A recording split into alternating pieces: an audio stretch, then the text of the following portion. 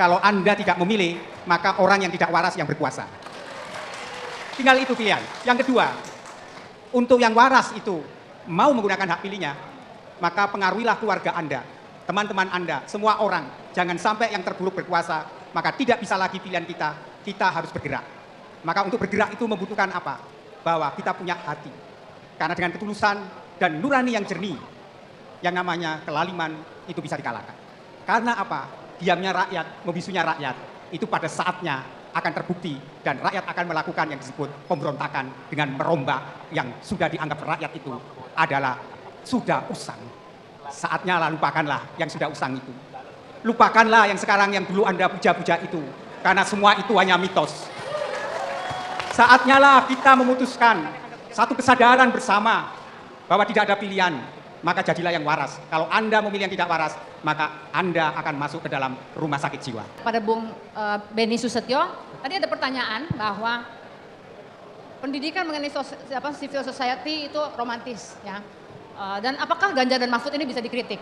Tapi yang saya kira juga kita bisa melihat kepada sejarah tadi bahwa proses jatuh bangun itu terjadi, dan yang terakhir ini adalah yang paling menyedihkan tadi disebutkan oleh Profesor Magnis, Pak Sofyan, Mas Gun dan semua, bahwa ini terjadi setelah reformasi yang sangat kita banggakan.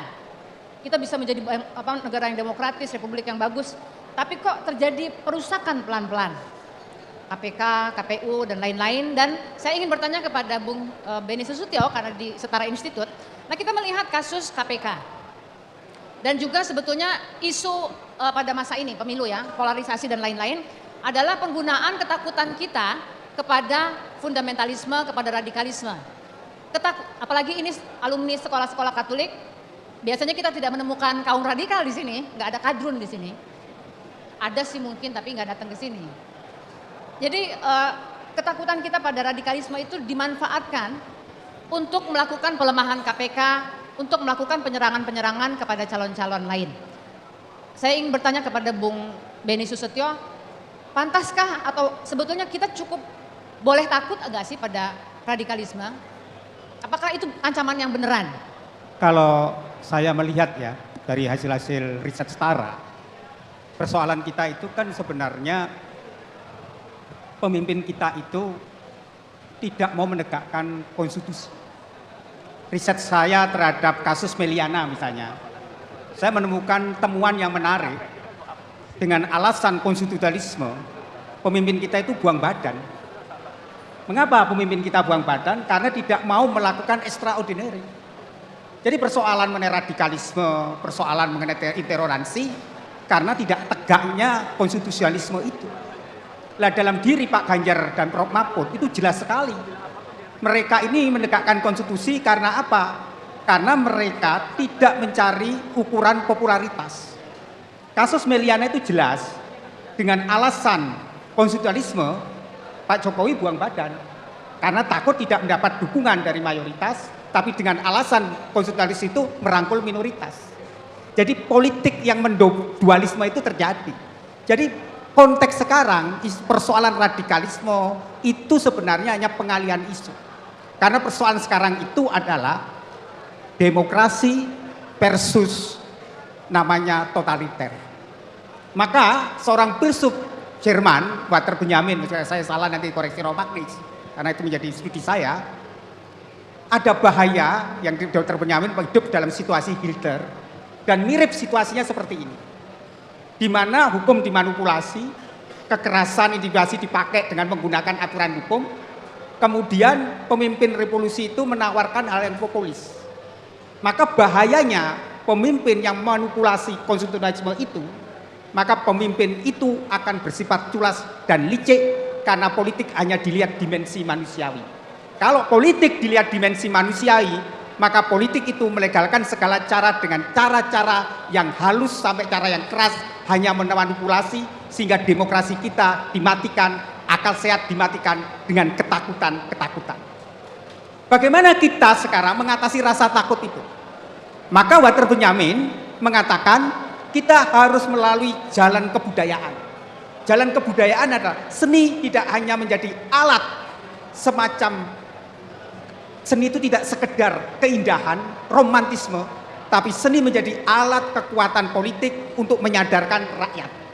Maka teman-teman yang di sini punya kekuatan besar. Anda tidak lagi menjadi komunitas pemutus kata, tapi harus menjadi komunitas pemutus kata, bukan pengiak kata. Caranya apa? Gunakan HP Anda untuk sekarang mengatakan demokrasi telah dimatikan, nalar sehat telah dihancurkan, maka hanya satu kata, lawan, lawan, lawan. Untuk melawan itu, kita punya yang namanya dikatakan Michael Foucault, kekuatan kekuasaan ada di dalam diri kita. Anak-anak GAN, Anda punya karyawan, ratusan ribuan orang.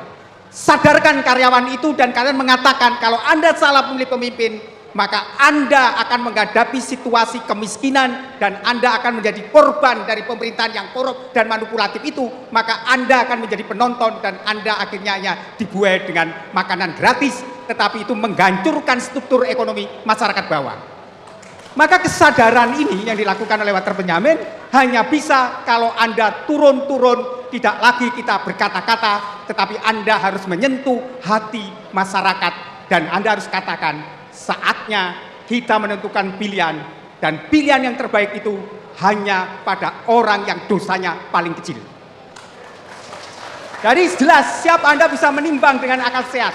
Kalau Anda memilih dosanya yang paling besar, maka Anda akan menanggung dosa berat. Anak cucu Anda akan menghadapi situasi di mana kita akan kembali menjadi zaman di mana kita hidup dalam kesengsaraan. Kini saatnya teman-teman, kita tidak lagi bicara, tetapi saatnya Anda berlari untuk menyongsong masa depan dan menyelamatkan masa depan itu. Kalau alumni GAN turun dan mengetuk hati rakyat. Tidak lagi berdiam diri, tidak lagi membisu, karena keheningan sudah selesai. Saatnya Anda berdiri menyatakan prinsip-prinsip dasar moralitas publik harus ditegakkan, dan saatnya lah kita lawan. Kita adalah bunga-bunga yang merontokkan tembok. Karena bunga-bunga dari teman-teman GAN itu akan memberi harapan masa depan. Kalau Anda diam dan orang baik diam, maka Anda berarti membiarkan bangsa ini masuk dalam museum sejarah. Hanya satu kata, lawan, turun, dan menangkan orang yang dosanya paling kecil. Terima kasih Romo Beni. Silakan Ya, Bung Beni. kalau saya melihat gini, yang waras sekarang wajib milih. Kalau Anda tidak memilih, maka orang yang tidak waras yang berkuasa. Tinggal itu pilihan. Yang kedua, untuk yang waras itu mau menggunakan hak pilihnya, maka pengaruhilah keluarga Anda, teman-teman Anda, semua orang. Jangan sampai yang terburuk berkuasa, maka tidak bisa lagi pilihan kita harus bergerak.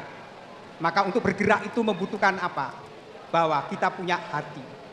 Karena dengan ketulusan dan nurani yang jernih, yang namanya kelaliman itu bisa dikalahkan. Karena apa?